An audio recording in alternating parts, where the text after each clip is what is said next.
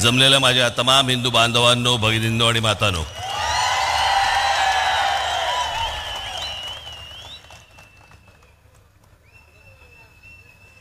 आता तोंडातली का कुकरची शिटी आहे? आता बस.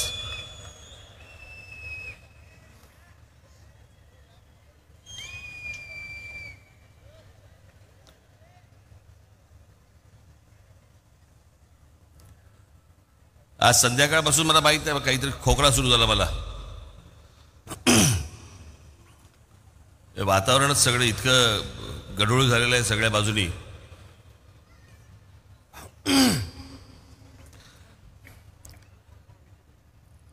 चुकून मागून भाषणामध्ये जर समजा काही खोकला बिकला मला आला तर कृपया मला माफ करा.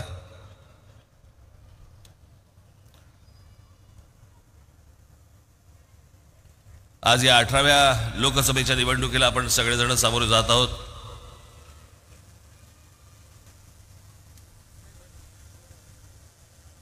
डॉक्टर श्रीकांत शिंदे यांनी आत्ता सांगितलं की काहीतरी ये फेविकॉल का जोड आहे. पुढच्या वेळेला आम्हाला आतून लावा आपण, नाहीतर नेहमी आमची बाजू बाहेरच.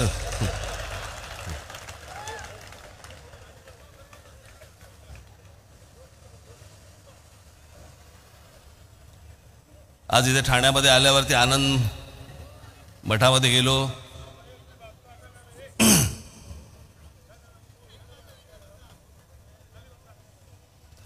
आणि त्या आनंद मठात गेल्यानंतर सगळे जुने दिवस आठवायला लागले मला.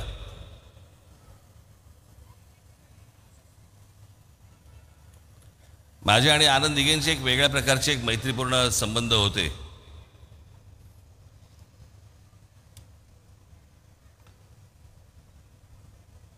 आज त्या आनंद मठात गेल्यावरती मी त्यांना तेव्हा पूर्वी मी त्यांना सांगायचो, मी जेव्हा तिथे जात असे मी म्हटलं अहो स्वच्छ ठेवा हो. कुठे आपलं कुंकू पडलंय, कुठे आपली ऊद पडली आहे, कुठे काय पडले सगळं असा. काही जे जुने लोक आहेत त्यांना माहिती असेल तिकडे काय परिस्थिती असायची, त्याच्यातच झोपायची.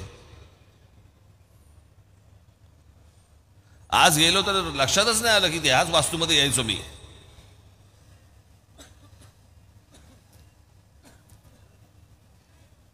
पण त्यांच्याबरोबर तेव्हा ठाणं फिरताना पण मजा यायची.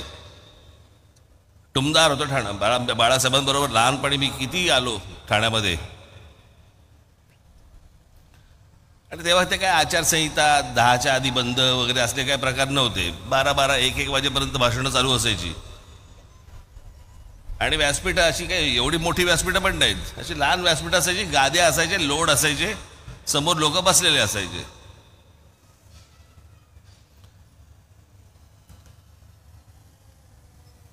आणि मध्ये रात्री उशीर झाल्यावर ते दव पडणं, गाद्या त्या सगळ्या लोड ओले होणं, सगळं ते व्यासपीठ सगळं अख्खं ओलं असायचं. सगळे ते हार पडलेले असायचे.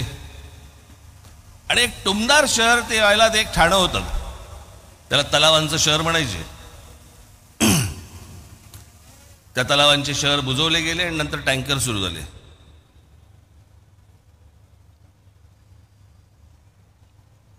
आपलं पुणा काय, मुंबई काय, ठाणा काय.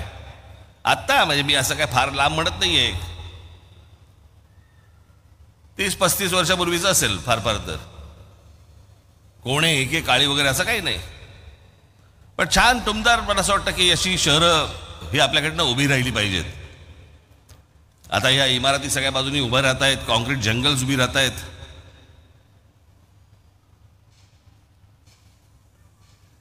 हा जो ठाणे जिल्हा जो आहे ना, हा ठाणे जिल्हा या देशामधला, म्हणजे मी तुम्हाला सांगतो, मी काय बोलतो तर तुम्ही लक्षात ठेवा. आज ही ठाणे लोकसभा कल्याण लोकसभेची संयुक्त ही सभा आहे.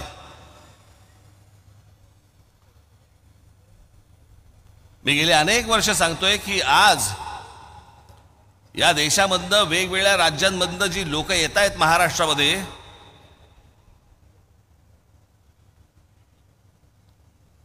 तुम्ही कितीही काम करा, कितीही रस्ते बांधा, कितीही पूल बांधा, कितीही काही करा, पण जोपर्यंत हे बाहेरचे लोंढे जोपर्यंत थांबणार नाहीत तोपर्यंत तुम्ही कितीही विकास केलात तरी या शहरांमध्ये काहीही घडू शकणार नाही.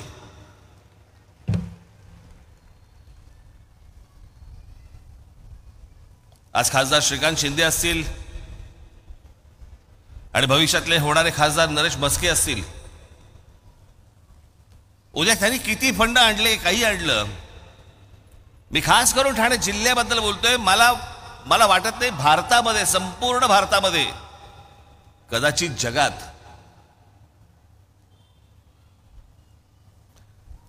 ठाणे जिल्ह्यासारखं हे जे सगळे बाहेरून जे लोक येत आहेत यांचं सर्वात जास्ती येण्याचं प्रमाण हे ठाणे जिल्ह्यात आहे. साधी गोष्ट आपण लक्षात घेऊया. काय असते, गाव असतं, गावामध्ये ग्रामपंचायत असते, मग त्या ग्रामपंचायतीची पुढे काहीतरी काय जिल्हा परिषद होते, जिल्हा परिषदेची काहीतरी नगरपालिका होते, नगरपालिकेची पुढे महानगरपालिका होते. हे ठरतं कशावर? लोकसंख्येवर. बरोबर बोलतोय मी? लोकसंख्येवरती ठरतं. मुंबई उपनगर जिल्हा किती महानगरपालिका आहेत? 1.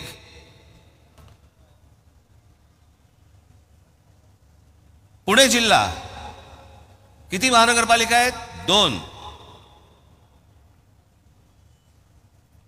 पुढे तुम्ही कुठच्याही महानगरपालिका, संभाजीनगर काढा, नागपूर काढा, नाशिक काढा, तुम्ही कुठच्याही महानगरपालिका काढा, लोकसंख्येनुसार 1 महानगरपालिका आहे जिल्ह्याला.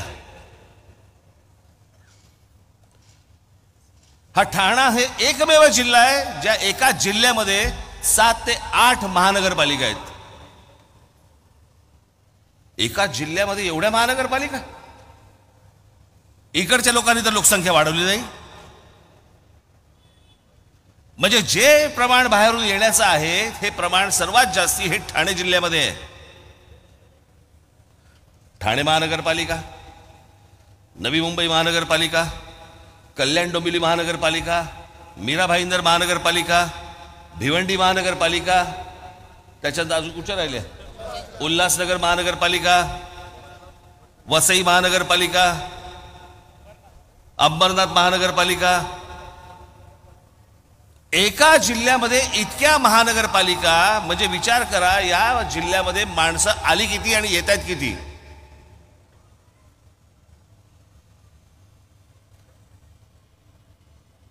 श्रीकांत शिंदे आणि नरेश म्हस्के, मला तुम्हाला एवढंच फक्त सांगायचंय, हे प्रश्न तिकडे तुम्ही लोकसभेमध्ये मांडा की हे आवरा, आता आमच्यावरचा बोजा आवरा.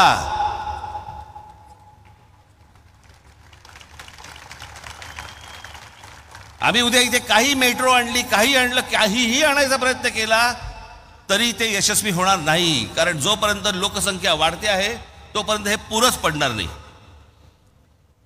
आणि ह्या सगळ्या महानगरपालिका सगळ्या विस्कटलेल्या आहेत, त्या अजून विस्कटून जाणार. जो मूळ राहणारा माणूस आहे, जो मूळ करदाता म्हणून ज्याला आपण म्हणूया, त्याच्या हाताला, नशिबाला काहीही लागणार नाही.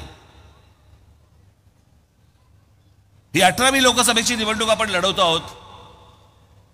या लोकसभेच्या निवडणुका, या विधानसभेच्या निवडणुका, या महानगरपालिकांच्या निवडणुका आपण दरवेळेला कशासाठी लढवतो? ही शहरं चांगली झाली पाहिजेत, माझा विभाग चांगला झाला पाहिजे, माझा महाराष्ट्र चांगला झाला पाहिजे. पण हे जर अशा प्रकारचे जर समजा बाहेरून येणाऱ्या माणसांची जर संख्या रोजच्या रोज वाढत असेल, मग लोक म्हणणार बघा कसा संकुचित विचार. याच्यात कसला संकुचित विचार आला?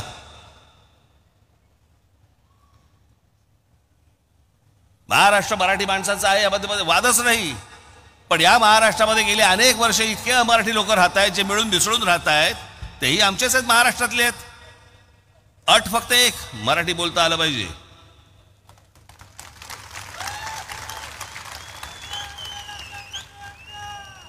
प्रत्येक राज्याची जी राजभाषा आहे ती कोणी बाहेरून कुठूनही आलात तरी तुम्हाला ती शिकली गेली पाहिजे. उद्या आम्ही तुमच्या राज्यात आलो, आम्ही तुमची भाषा शिकू, पण येणार नाही.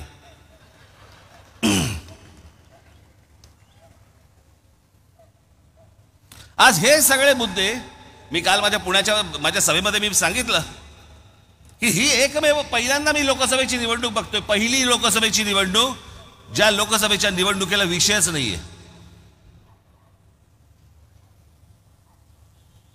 मी परवा म्हटलं ना, मला जेव्हापासून मला उमज जायला लागलं राजकारण, तो काळ साधारणपणे 75चा होता. 77ची पहिली निवडणूक त्या इमर्जन्सीच्या आणीबाणीच्या विरोधातली. 80ला पुन्हा इंदिरा गांधींची लाट आली, तो विषय होता. जनता पक्षाचा पराभव झाला.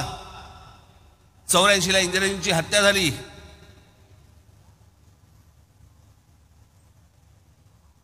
ला बोफोर्स प्रकरण झालं. 91ला राजीव गांधी गेले.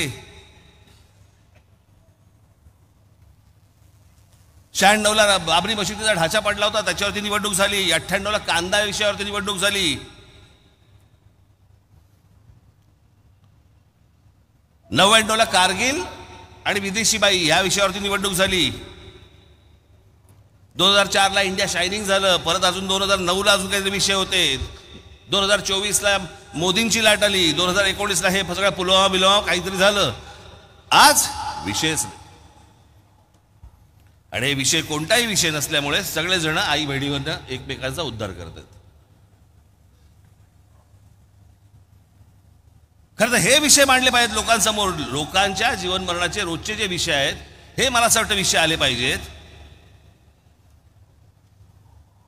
काय निवडणूक चालू आहे, कशावर निवडणूक चालू आहे? वडील चोरले.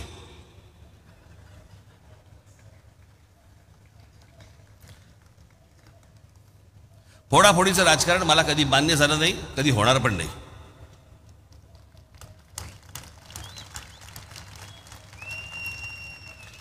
पण या सगळ्या ह्याच्यामध्ये जे आज बोलतायत की आमचा पक्ष फोडला, आमचा पक्ष फोडला, तुम्ही जे सगळे एकत्र जे बसलेला आहात ना एका कच्च्यातरी आघाडीत, जरा एकमेकांकडे एकदा बघा. आपण काय उद्योग केलेत ते. याच उद्धव ठाकरेंनी महाराष्ट्र नवनिर्माण सेनेचे 7पैकी 6 नगरसेवक खोके देऊन तुम्ही तोडले होतेत ना, तेव्हा काही नाही वाटलं.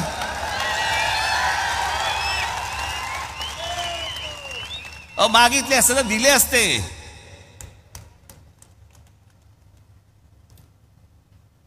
पण काय त्याला म्हणतात ना, ढेकणा संगे हिराई भंगला. बरोबर शरद पवार बसलेत. या फोडाफोडीच्या राजकारणाची या महाराष्ट्रामध्ये जर कोणी सुरुवात केली असेल तर ती शरद पवारांनी सुरुवात केली. पहिल्यांदा काँग्रेस फोडली त्यांनी.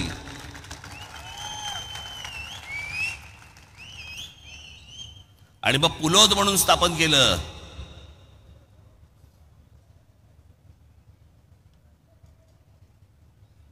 साधारणपणे 77-78 सालची 78 वगैरे सालची गोष्ट असली. पुलोद म्हणून स्थापन केलं.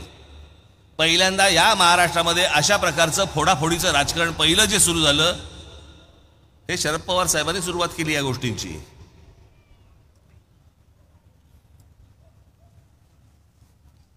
झालं मग 1991 पुन्हा याच शरद पवारांनी छगन भुजबळांना फितवून बाळासाहेबांची पुन्हा शिवसेना फोडायला लावली.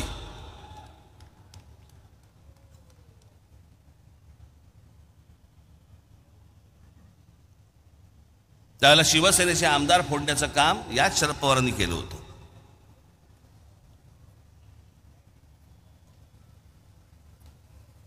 ज्या छगन भुजबळांना फोडलं आज ते इथे असतील. मी आपला काय माझा बाहेरून पाठिंबा आहे त्याच्यामुळे मी काही बोलू शकतो.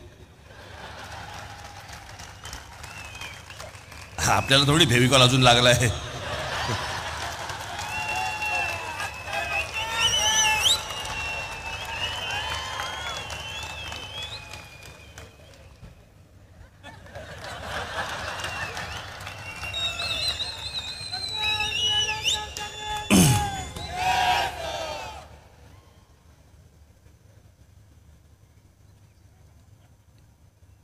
त्याच्यानंतर नारायणराव राणे यांच्याबरोबर आमदार घेऊन काँग्रेसने त्यावेळेला पुन्हा बाळासाहेबांची शिवसेना फोडली.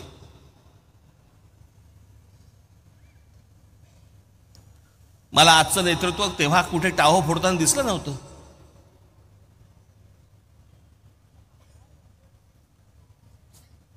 मला आज कोण कोणावरती बोलतंय आणि कोण कोणावरती आरोप करते वगैरे वगैरे सगळं सोडून द्या. पण अरे तुम्ही म्हणता ना माझे वडील चोरले, माझे वडील चोरले. ज्या वडिलांबद्दल जर एवढं प्रेम आहे,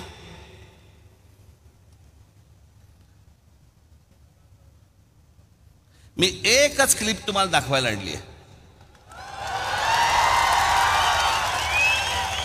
एकच. मी खरं तर एकदाच बोललो होतो मागच्या त्या सभांमध्ये, लाव रे तो व्हिडिओ.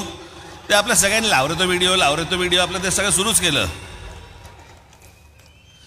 पण आता सांगतोय लाव रे तो व्हिडिओ. हे नीट ऐका.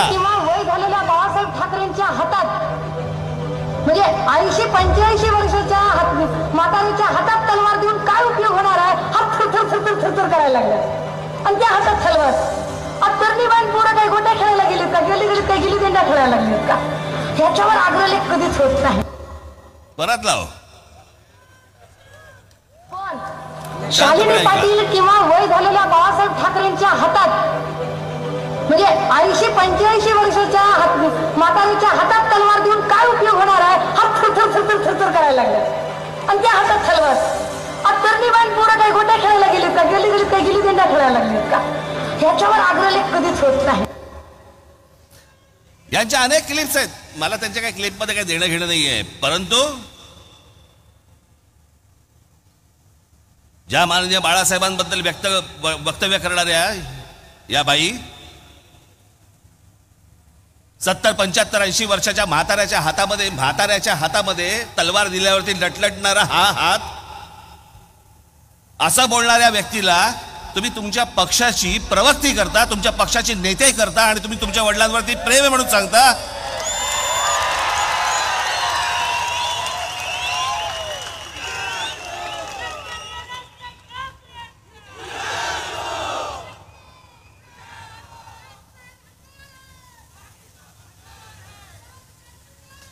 ज्या छगन भुजबळांनी माननीय बाळासाहेबांना अटक करण्याचा प्रयत्न केला होता, त्या छगन भुजबळांबरोबर तुम्ही बाहेर पडल्यावरती, भाजपवरनं फारकत घेतल्यावरती एका मंत्रिमंडळामध्ये तुम्ही मांडीला मांडी लावून बसता, तेव्हा वाटत नाही की माझ्या वडिलांना अटक करायला लावणारा हा माणूस, ह्याच्यावर मी बसणार नाही? वाटलं नाही तेव्हा?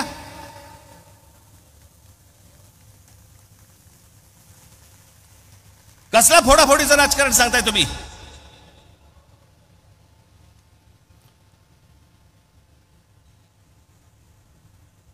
ही सगळी माणसं जे काय आज आहेत, एक गोष्ट तुम्हाला सांगतो, मी ज्या वेळेला पक्षातनं बाहेर पडलो, माननीय बाळासाहेबांना सांगून बाहेर पडलो. मी भेटायला गेलो, त्यांनी मला असं, मला अजूनही आठवते, त्यांनी माझे असे हात केले. मी त्याच्या जवळ गेलो, आम्ही दोघांनी मिठी मारली एकमेकांना. मी म्हटलं येतो मी.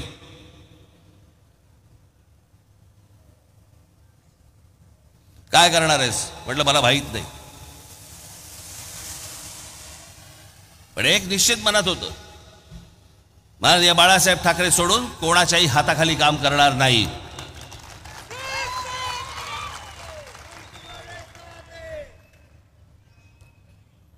पक्षाचे किती चढ उतार आले, मार्ग काढीन त्यातनं.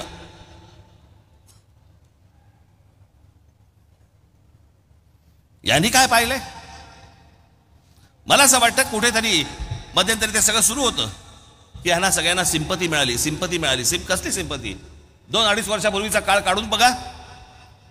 शिवसेना आणि भारतीय जनता पक्ष तुम्ही एकत्र निवडणूक लढवलीत ना रे. लोकांनी तुम्हाला एकत्र म्हणून, तुम्हाला युती म्हणून मतदान केलं होतं ना. तेव्हा निकाल लागल्यानंतर ज्या वेळेला त्यांना कळलं की बाबा आपल्याशिवाय ह्यांचं सरकार बसत नाही, नवीन टोम काढली. आपलं ते 2.5 वर्षाचं उपमुख्यमंत्री पदाचं काय, हे म्हणे 4 भिंतीत ठरलं आमचं. 4 भिंतीत अधिकाऱ्या बोललात.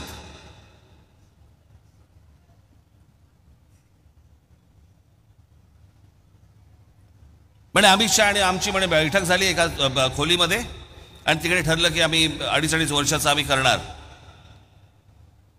नरेंद्र मोदींची सभा झाली, तिथे हे व्यासपीठावरती उपस्थित नरेंद्र मोदी स्वतःच्या भाषणामध्ये सांगतायत की आमचा पुढचा मुख्यमंत्री देवेंद्र फडणवीस असणार. का नाही आक्षेप घेतलात?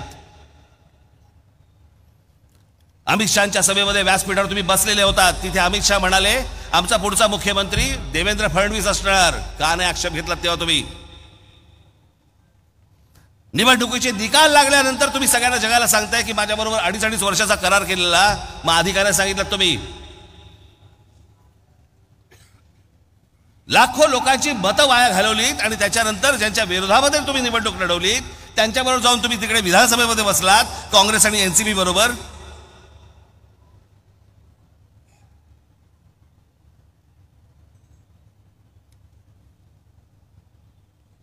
आता ते इथे आहेत. मग आता कित्येकदा हल्ली कळतच नाही कोण कुठच्या पक्षात आहे. मध्यंतरी मी एकदा नाट्य संमेलनाला गेलो होतो त्या पुण्याला. 5 नगरसेवक आले. मला म्हणाले जय महाराष्ट्र साहेब. म्हटलं बोला. आम्ही राष्ट्रवादीचे नगरसेवक. म्हटलं कोणाचे? 2 म्हणाले आम्ही शरद पवार साहेबांचे. 3 म्हणाले आम्ही अजित पवार साहेबांचे. मी तुम्हाला सांगण्याचं कारण एवढं की ह्या सगळा जो काही अख्खा गोंधळ जो उडाला 2019 नंतर तो कशामुळे उडाला? तुमच्या महत्वाकांक्षेपायी. म्हणजे राज ठाकरेंनी नरेंद्र मोदींवरती टीका केली. हो केली. मी जाहीरपणे सांगितलं त्याशी गुढीपाडव्याच्या सभेमध्ये जी गोष्ट मला पटली नाही त्याला मी विरोध करतच राहणार. जी गोष्ट चांगली केली त्याला मी पाठिंबा देतच राहणार.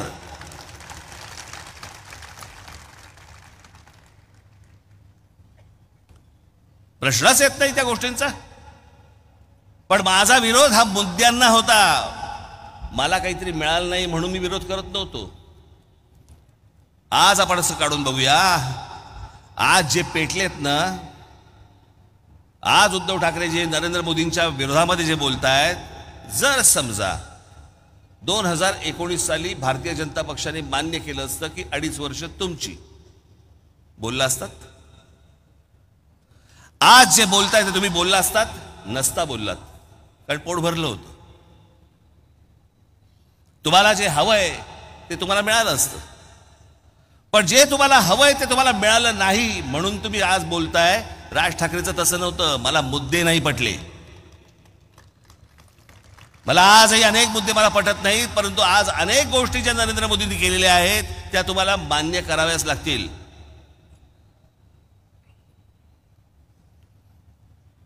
या देशामध्ये असंख्य लाखोने आज चांगले मुसलमान राहतात. या देशाला मानणारे मुसलमान राहतात. या देशावरती प्रेम करणारे मुसलमान राहतात. त्यांना असले कुठचेही दंगे बिंगे वगैरे असल्या कुठच्याही गोष्टी नको असतात.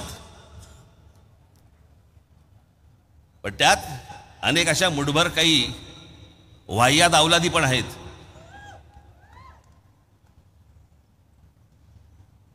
आज ही सगळी माणसं, जे काल झालं ना पुण्यामध्ये, फतवे काढले गेले ना की काँग्रेसला, त्याच्यानंतर त्या काय उभाटा सेनेला त्यांना फतवे काढले की ह्यांना मतदान करावं, मुसलमानांनी मतदान करावं. का? कारण गेल्या 10 वर्षामध्ये वाह्यातपणा करायला, डोकं वर काढायला मिळालं नाही. तळमळतात, आतून तडफडतायत की जर डोकं वर काढलं आणि चेचलं तर. आणि त्याच्यासाठी म्हणून ह्यांचे हे सगळे पाठिंबे सगळे सुरू आहेत ह्याला देण्याचे. या देशाच्या सुरक्षेचा प्रश्न आहे. आज माझी श्रीकांत शिंदे, नरेश भस्के, मला तुम्हाला सगळ्यांना आणि महाराष्ट्रातल्या सगळ्या खासदारांना मला सांगणं आहे, हे फक्त मी तुमच्यासाठी आणलंय. कदाचित तुम्ही मागच्या माझ्या सभेच्या वेळेला विसरला असाल म्हणून मी तुम्हाला परत सांगण्यासाठी, दाखवण्यासाठी म्हणून मी फक्त तुम्हाला आणलंय. हे मी तुम्हाला जे दाखवतोय हे फक्त एका मुंबऱ्यातलं आहे. मी महाराष्ट्राचं बोलत असताना ठाणे जिल्ह्याबद्दल बोलत नाही, महाराष्ट्र बोलत नाही की देश बोलत नाही. फक्त मुंबऱ्याबद्दल ही गोष्ट तुम्हाला सांगतोय. मुंब्रा परिसरात सिमी आतंकवादी संघटनेच्या 6 हस्तकांना अटक. 20 डिसेंबर 2001 रोजी संसद हल्ल्याप्रकरणी अबू अजमा याच्या मुंबऱ्यातून अटक. संसदेमध्ये जो हल्ला झाला होता त्याचा जो गुन्हेगार सापडला तो या मुंबऱ्यात सापडला. 16 मार्च 2002 हिजबुल मुजाहिद्दीनच्या 4 अतिरेक्यांना अटक. 23 जानेवारी 2004 नेत्याच्या हत्येचा कट रचल्याच्या प्रकरणी एका अतिरेक्याला मुंबऱ्यातून अटक. गुजरात पोलीस चकमकीत ठार झालेल्या इशरत जहां शेख ही पण मुंबऱ्यात राहत होती. 2016 मध्ये आयसिसच्या मुजबिर शेख हा मुंबऱ्यात अमृतनगर येथे राहत होता. 17 एप्रिल 2003 रोजी लष्कर ए तोयबाच्या 2 अतिरेक्यांना अटक. 16 मे 2003 मुलुंड बॉम्बस्फोट प्रकरणी मोहम्मद नमोउद्दीन या व्यावसायिकाला अटक. देशद्रोही कारवायांसाठी आत्ताच्या काळात झालेल्या अटका. सप्टेंबर 22 मध्ये मुंबऱ्यातून देशविघातक कारवायांसाठी 4 पॉप्युलर फ्रंटच्या कार्यकर्त्यांना अटक. 2017 मध्ये ATSने याच मुंबऱ्यातून 4 जणांना देशविघातक कारवायांसाठी अटक केली आहे. 29 ऑक्टोबर 2023 पॅलेस्टाईनला पाठिंबा देण्यासाठी मुंबऱ्यात निदर्शने झाली. कुठं पॅलेस्टाईन, कुठे मुंबरा. एप्रिल 2017 मध्ये मुंबऱ्यात शामशाद शेख नावाच्या आयसिसशी संबंध असल्यावरून अटक झाली. त्यावेळेला सामनामधून अग्रलेखात मुंब्रा हे कसं दहशतवाद्याचं स्थान बनत आहे यावर अग्रलेख पण लिहिला होता. आता नाही बोलणार. ऑगस्ट 2017 मध्ये मुंब्रा कौसातून ATSने मोठ्या प्रमाणावरती स्फोटकं हस्तगत केली, ज्यात 15 किलो अमोनियम नायट्राईट आणि 9 डिटोनेटर्स हे पण सापडले. ऑक्टोबर 2023 मध्ये मुंबऱ्यातून लष्कर ए तोयबा आणि ISI शी संबंध असल्याच्या आरोपावरून मुंबऱ्यातून काही तरुणांना अटक केली. टाटा इन्स्टिट्यूट ऑफ सोशल सायन्सेसच्या 2014चा एक अहवाल आहे टाटा इन्स्टिट्यूट, ज्यात मुंबऱ्यातील वाढती गुन्हेगारी मुस्लिम गेटो करून कसे राहत आहेत यावर चिंता व्यक्त केली आहे. या अहवालातील मुद्दे ड्रग्ज आणि देशविघातक कारवायांमध्ये गुंतलेल्यांमध्ये इथे महिला मुली यांचं रोजचं आयुष्य धोक्यात आहे. हे सगळं आपल्या आजूबाजूला चालू आहे. मी लांबची गोष्ट सांगत नाही तुम्हाला. आज माझ्या समोर इथे इतक्या माता भगिनी समोर बसलेल्या आहेत. कोण तुमची रिक्षा चालवतंय, कोण तुमच्या गाड्या चालवतंय, कोणाबरोबर बसताय, कोण तुमच्या बाजूने चाललेला आहे, काही सुरक्षेचा विषयच नाही. आणि सगळ्या अशा परिस्थितीमध्ये जर समजा गेल्या 10 वर्षामध्ये एक गोष्ट जर समजा असेल की जर समजा त्यांना वाटत असेल की नाही आपण जास्ती डोकं वर काढलं तर आपण चेचले जाऊ, हे चेचले जाऊ नये म्हणून आपण काँग्रेसला पाठिंबा दिला पाहिजे. हे काय प्रकारचं षडयंत्र सुरू आहे ना, ही गोष्ट पाहणं तितकीच महत्वाची आहे. माझ्या आमदार खासदार नगरसेवकांना माझं सांगणं आहे, तुम्ही सतर्क असले पाहिजे. तुम्ही या लोकांकडे सतत गांभीर्याने पाहिलं पाहिजे. याच्यामध्ये कधीही चांगला मुसलमान भरडला जाणार नाही याची देखील दक्षता तुम्ही घेतली पाहिजे. पण या सगळ्या गोष्टी करत असताना देशविघातक ज्यावेळेला शक्ती ज्यावेळेला अशा प्रकारे ज्यावेळेला कुठे कुठे काम करत असतात त्यावेळेला आपल्या लोकप्रतिनिधींचं तिकडे लक्ष असलं पाहिजे. विकासाबरोबरच सुरक्षा हा देखील तितकाच महत्त्वाचा विषय आहे. तो मला असं वाटतं येणाऱ्या भविष्यातल्या ह्या सर्व मंडळी हे आपापले सगळे मतदारसंघ चांगल्या पद्धतीने सांभाळतील या एका अपेक्षेसाठी म्हणून मी आजची ही सभा घेतलेली आहे. आज मी श्रीकांत यापुढे नरेश या